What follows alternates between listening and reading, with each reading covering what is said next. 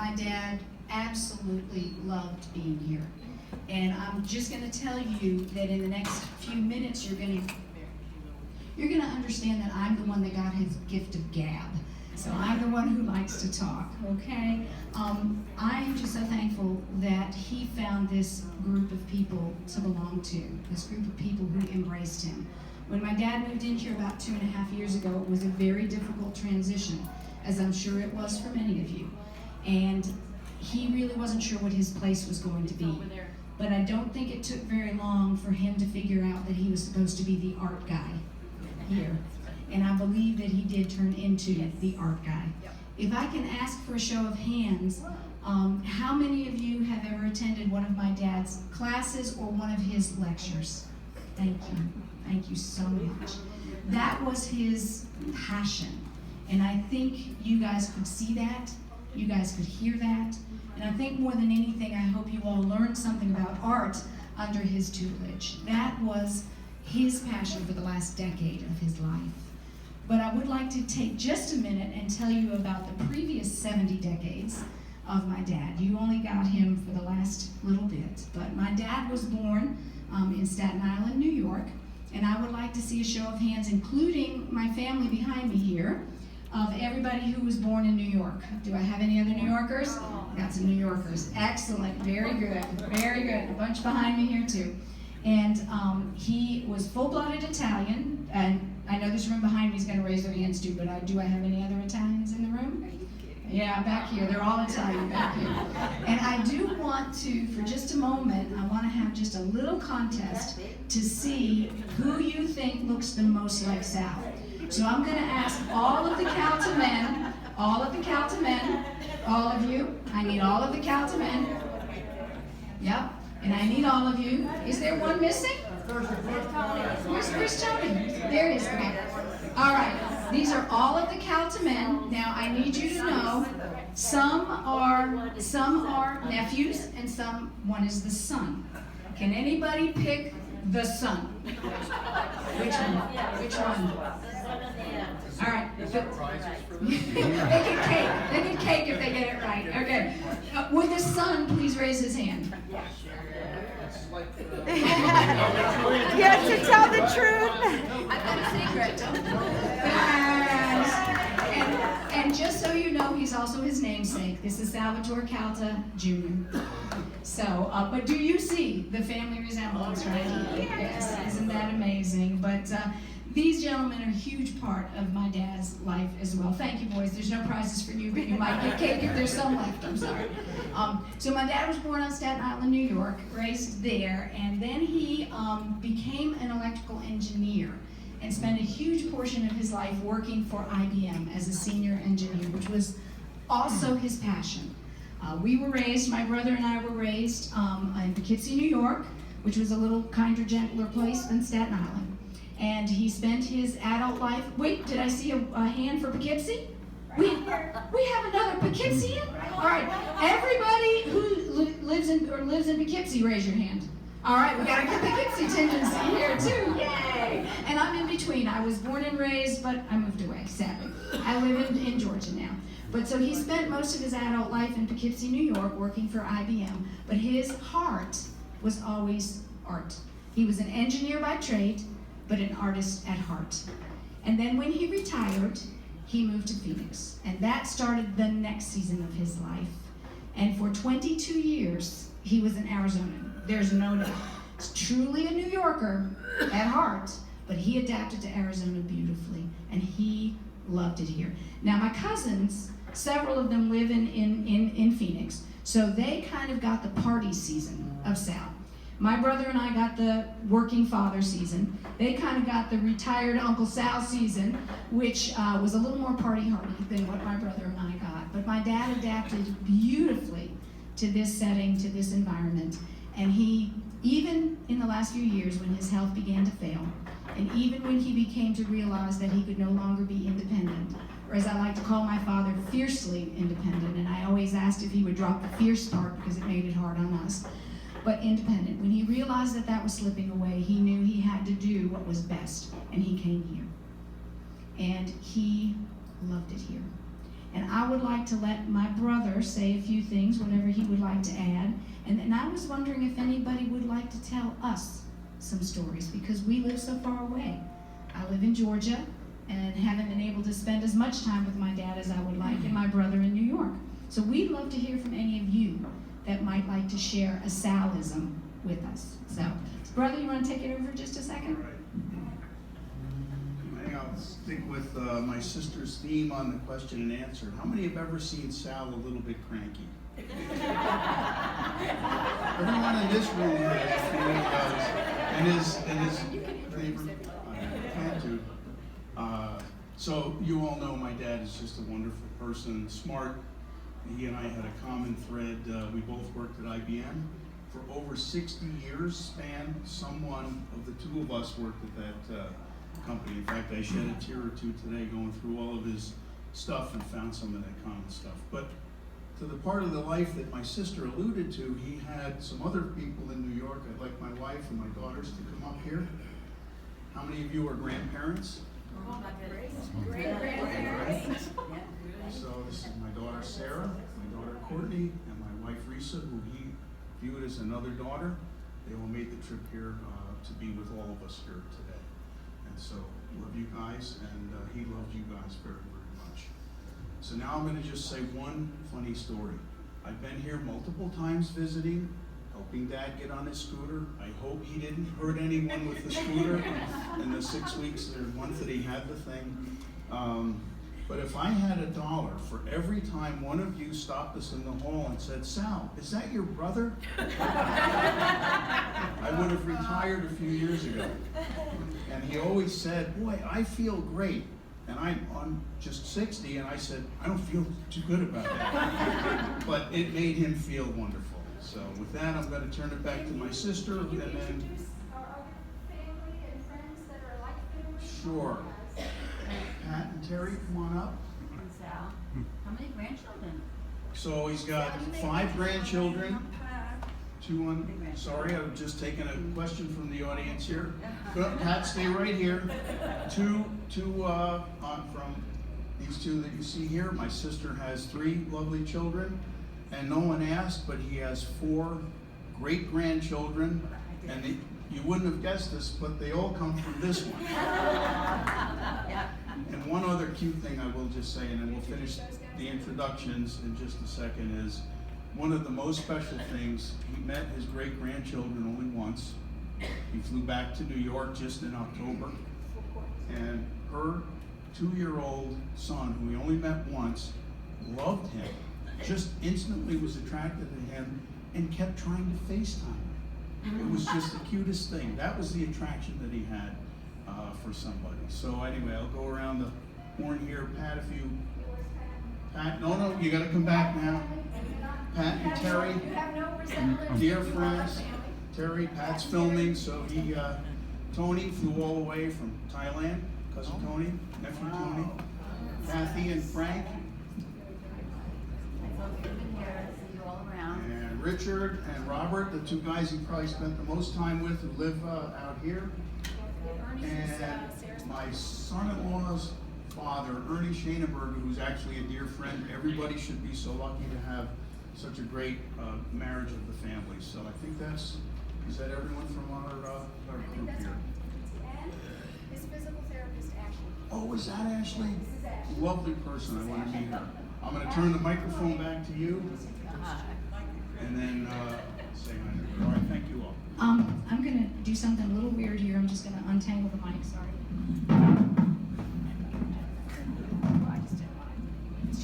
I just didn't know if anybody might have a Sal story that they might want to share with us. And if not, that's fine. But if there's something about my dad that you feel like my brother and I need to hear, because we won't be back, that's another memory that we could add to the memories that we had of our dad.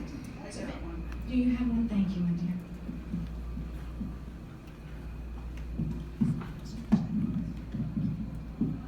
I remember when I went to his lectures that very often he spoke without the microphone. So we had asked for a microphone for him, then we could hear him better. But the funny thing was that he spoke softly, but at dinner, after a couple of rounds, his voice could be heard through the whole dining room without a microphone. Thank you. Thank you. Yes, ma'am, I agree with that 100%. And I've got to share, we're setting up for his funeral, his actual funeral tomorrow, and we're going to have a table set out with some of the similar memorabilia that we have over there. But in the center of it, we're going to have a bottle of wine and a wine glass, which I think epitomizes my father, along with the art, the IBM, and the wine. I think that says Sal everywhere. And he was a sports fanatic. My cousins would definitely say they would spend a lot of time on Sunday afternoons watching the New York Giants. And yeah. Rob, you want to come? Come on over here. My cousin's going to tell you all a story while you guys think of a Salism. Is that okay? Is that all right? Can you tell we're a bunch of New Yorkers? Hi, I'm Robert. I'm one of the nephews. My uncle went to his first Yankee game with our father.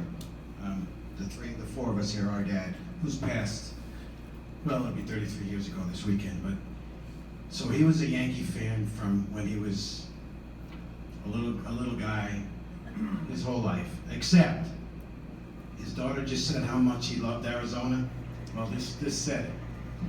He calls me up before the 2001 World Series starts, Yankees and the Arizona Diamondbacks. And he said, Rob, I'm coming out of the closet. I said, Uncle, what's going on? I mean, I'm okay with that, but what's going on? I'm rooting for the Diamondbacks. I dropped the phone. My daughters didn't talk to him for weeks. He broke our hearts, but that just proves what Don said. He loved Arizona. Right. He rooted for the Diamondbacks against the Yankees. This was a few weeks after That's right. That's right. That's right. That's right. But no, he absolutely. We took him to a game. We took him to the first game, and he sat there with his Diamondback garb on, and I had my Yankee garb. But that's Uncle Sal. Thank you. Thank you, cousin. Anybody else have another Salism? Because we are loving this. This is bringing us great joy. Thank you. I don't have a Salism, but I would like to know when and what caused you to get interested in art. That's a really good Let me question. say, I'll say. Yes, and then I'll share that. Yes. Sal was a neighbor of mine on the fourth floor, so I've known him for, 2-3 years. We had dinner together probably once a week. We had cocktails, and did he like his martini? I mean, his Chardonnay. We had a lot of fun, and I tell you, I'm gonna miss Sal. I don't think I missed one of his lectures in here on art, which I share with him, and I thoroughly enjoyed. A couple of trips to the Phoenix Art Museum, and he knew every painting in that museum by heart, and had the history of everything, and totally enjoyable tour. But he's a guy I think many of us are going to miss a lot, and me particularly, because I saw him practically every day, and we had dinner and cocktails at least once a week. Thank you. Thank you so much. And that truly epitomizes who my dad was. And this lovely lady here asked about how my dad got interested in art, and I'll be honest with you, I really don't know what inspired him. I don't know what God put in his heart as a very young man to love art, because it was not something easy to do in Staten Island, New York, when you were being raised in the 40s. And but I do remember one of my childhood memories as a child was he oil painted. And from a very young age, I always sat and I sorted all of his tubes of oil paint. So as he was painting, everything was always right there. And so I never knew my dad's, how he got that passion for art, but it must have simply been God-given. I don't know. I know he probably went to the Met as a boy, since he lived on Staten Island and was probably able to go. But if any of my cousins have any answer to that, I honestly don't know, other than a God-inspired passion for art. Donna, you want to? You know, would anybody want to run upstairs quickly and grab one of Dad's paintings and bring it down? Sal, if you could give the keys. Pat, do you have, is it locked? Because my dad was quite an artist. We actually have what we think were some of his masterpieces at the funeral home for tomorrow. But my friend Pat's going to go grab one of them. And Hey, Pat. Hey, Pat. Make sure it's not a new. Okay. That was Dad too, but anyway. But he wasn't just he was not just passionate about art history. He was in fact an artist, and he painted in oils, and he actually was very good, and loved it. And when he started to lose his vision, that was one of the hardest things for him to give up, being able to paint any longer. But anybody want to share anything or ask any questions? Yes, ma'am. So I first met Sal when he was coming to La Siena to do the docent program, and he stopped and talked to me one day at the front desk and said, "This place is beautiful. When I'm ready for a place like this, this is where I'm going to come." And I said, "Well, we'd love to have you." And then probably less than a year later, I was promoted to the marketing department, and he called to take a tour. And I think he was one of the first, if not the first, residents that I moved in when I moved to marketing. But I'm going to miss him. He's just a true gentleman and so kind. And we'll all miss him. Thank you. Anybody else? Yes, sir. I'm glad to know there's somebody in the family with an IBM connection. I've been worried all weekend about what's going to happen to the IBM songbook. And I have a couple other things that I'll pass along. For one, I have a punch card registration guide and some architecture books. Thank you so much for sharing that. Yeah, IBM was truly. Sal, do you want to tell them a little bit about what his early years at IBM, what was pivotal for Dad, what he was so involved in? And we don't want to take too much time, but I'm going to stall till the painting gets here, guys, if that's okay. So I thought she was looking for my valuable input. Now I learn I'm just stalling for the pages to arrive. So thank you. See, are we our father's children or what? Yeah. So Dad actually served in the Air Force in the Korean War, and he was a technician who would retrieve electronics from our Air Force planes that had crashed in Korea, and then either salvage them, keep them from the enemy, repair them. He then went to the RCA TV Repair Institute, furthering his technical training, a 2-year associate's degree, and then he got hired in 1956 by this newfangled company named IBM. And in the building that he and I both worked in, they actually manufactured guns for World War II. This was before computers, before mainframes. So our dad was one of the designers of the first mainframe, that important in the history of computing. He was most proud as he progressed as a technical person working on mainframe computers his whole career. He never got a college degree, and he was the only person that we knew who reached the level of senior engineer without a college degree. And he did it through hard work, through sheer intelligence and grit and determination, the same kind of determination that carried him all these days right up until the end.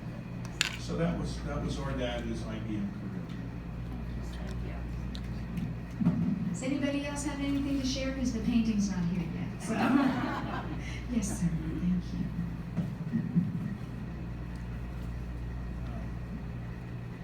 I got to know Sal pretty well.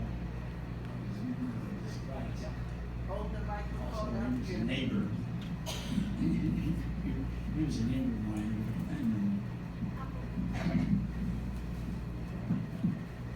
That man had a memory bank that went all the way back to the cave, I guess. He knew the facts and figures and situations of all of the different, the German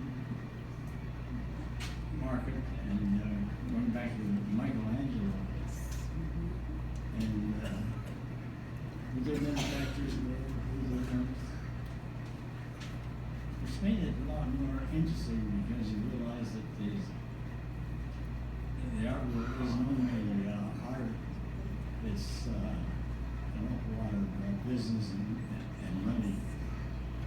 And he understood that very, very well and explained it out very, very well to his students. And the students loved him.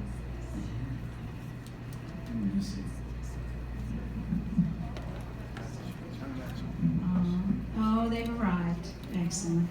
These are actually two of the ones that we did not bring to the funeral home. We actually chose three other ones that were actually, we thought, even better than these. Dad had a real passion for portraiture and for still lifes. That was exclusively what he painted.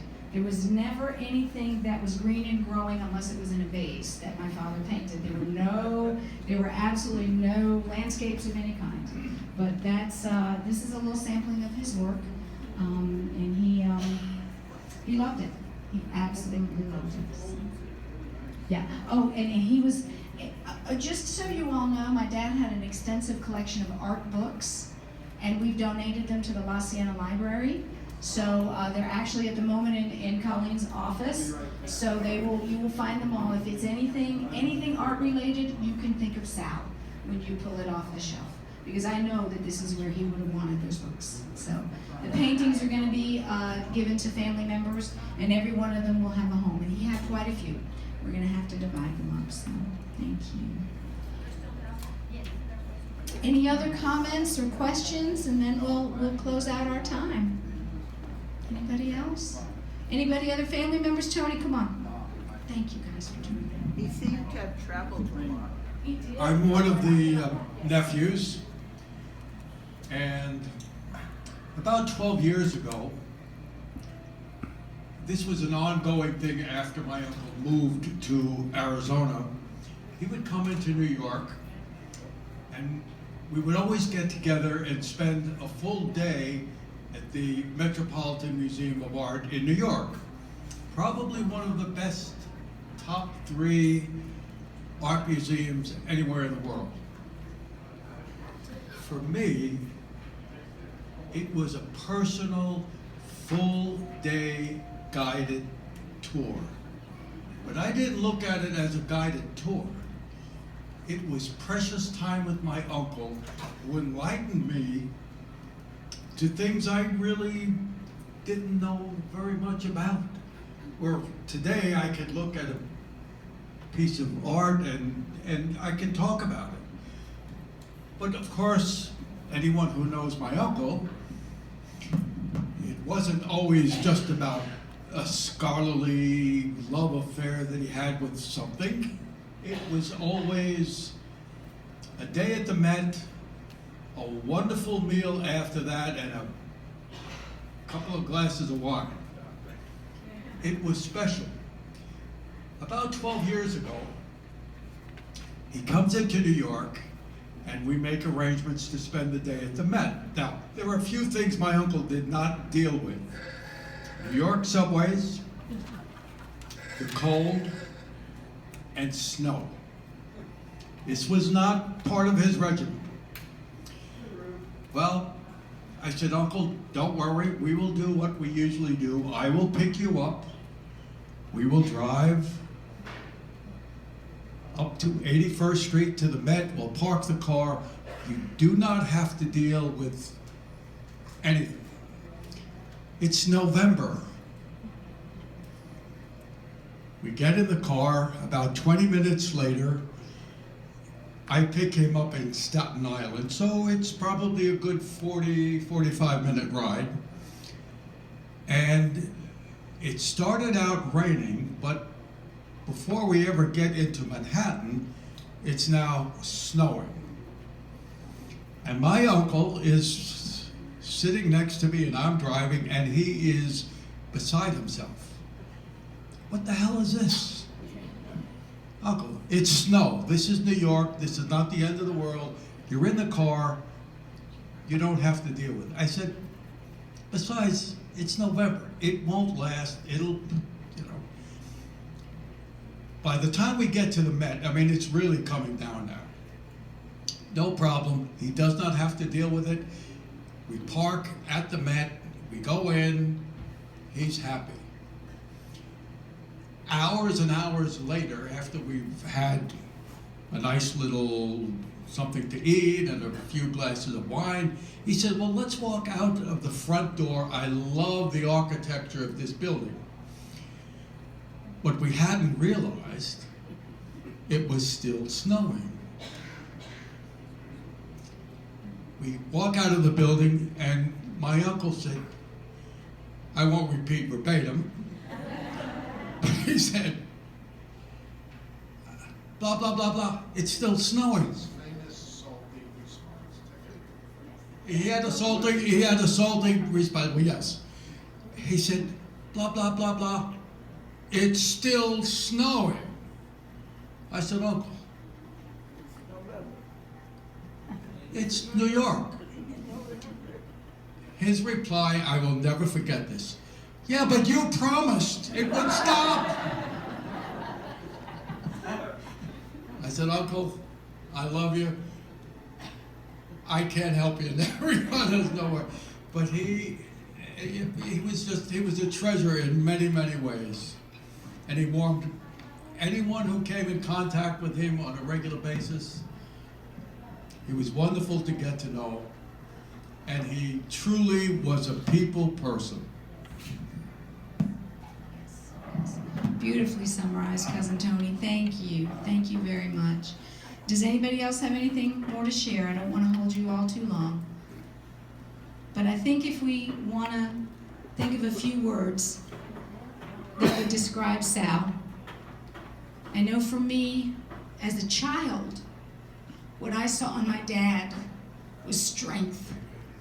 I saw so much that he overcame. One of the things that we did not tell you was that my father's mother died when he was only 2, that he never knew his mother.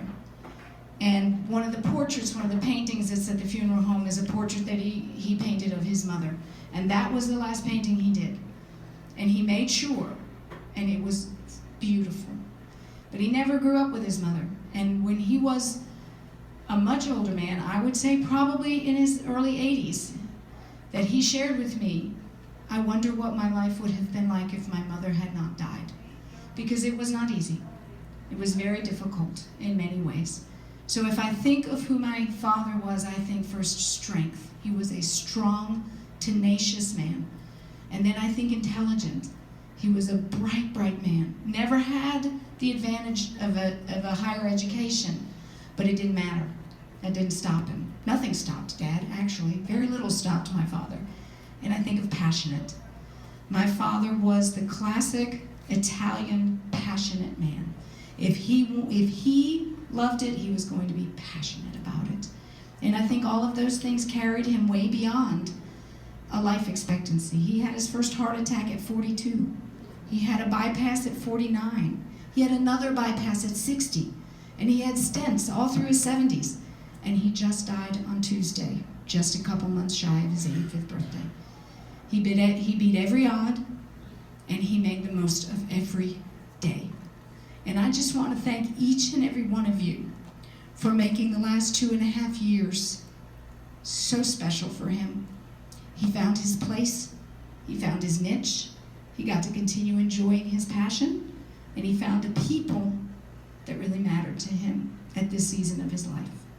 So as we close right now, I just want to thank you all for helping him finish well. Thank you.